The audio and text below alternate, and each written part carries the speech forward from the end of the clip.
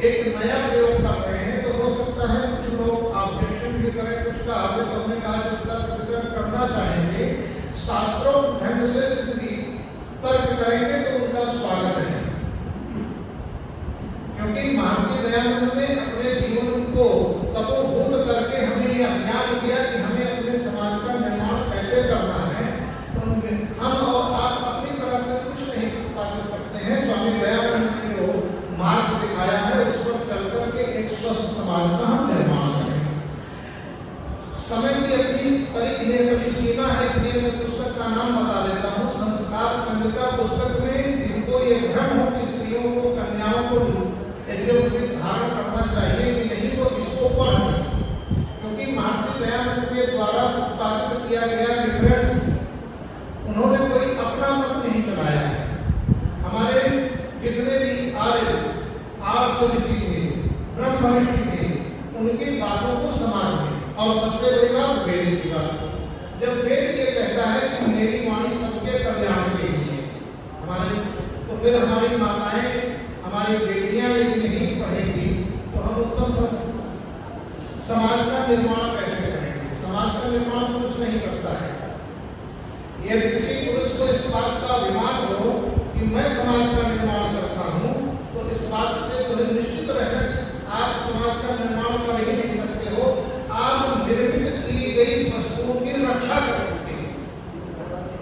आपके हाथ में निर्माण करने की क्षमता ही प्रभु ने नहीं दी है। आपके शरीर में भोज दिया, माताओं ने उस भोज को धारण किया, तो आपकी तरह हमारी तरह संतान उत्पत्ति करके इस संसार को दिया। तो जो निर्माण करती है वो माता होती है, और जो उस निर्माण की रक्षा करता है, माताओं ने निर्माण करके दिया, उसकी रक्षा हम कर सकते हैं।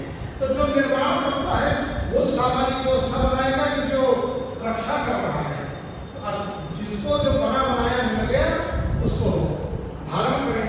तो इसलिए महिलाओं को निश्चित रूप से गायत्री मंत्र पढ़ना चाहिए। गायत्री और सावित्री हमारे शास्त्र में, हमारे सनातन में दो शक्तियां कही जाती हैं। बहुत कम लोगों को इस बात का ज्ञान होगा गायत्री शक्ति क्या है और सावित्री शक्ति क्या है।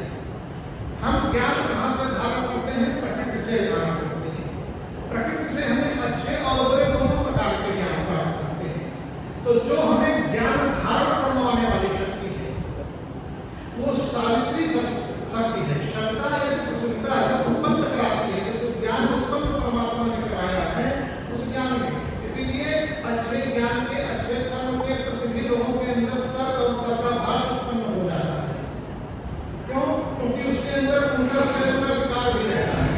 उस ज्ञान को परिरक्षित करके कल्याणकारी बनाने का काम गायत्री शक्ति करती है। इसलिए जब हम गायत्री मंत्र का पाठ करते हैं तो हे प्राणों के प्राण परमेश्वर, आप हमारी बुद्धियों को समाज में प्रेरित करें। अर्थात जो हमारी बुद्धि में ज्ञान आया, उस ज्ञान से तो चोर को भी तो ज्ञान होता है, तो चोर का ज्ञान समाज में लागू करने लायक है क्या? अब माताओं की बुद्धि यदि गलत दिशा में चली जाए तो कोई पुरुष है जो अपनी संतान को सुधार पाएगा? तो एकता के लिए भी लोग हैं। तो इसलिए आज बहुत ही एक क्रांतिकारी कदम हम लोगों ने उठाया है, और अब हम संस्कार की तरफ बढ़ते हैं। यज्ञ का अर्थ होता है कल्याण, उपवीत का अर्थ होता है धारण करना। हम अपने जीवन में यज्ञ को धारण करें, यज्ञ श्रेष्ठ करना।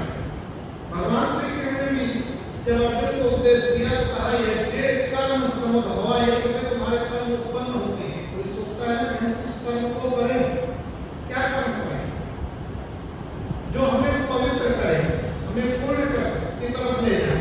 यज्ञ करो, क्योंकि परमात्मा ये संसार का सृजन भी यज्ञ से करता है। इस विषय पर मैं एक दो बार बोल चुका हूँ, फिर कभी रिकॉर्ड करके आप लोगों को इस समक्ष जनमानस के समक्ष इस बात को रखूंगा।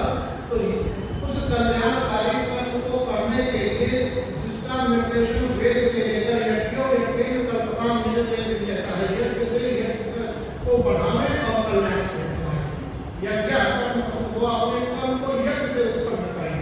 तो जब उस यज्ञ को करने का अधिकार ही आप धरती की आदि आबादी से छीन लोगे तो आपके पास बचेगा। यज्ञ को माताएं नहीं करेंगे ना, वहीं से कल्याण उत्पन्न होगा।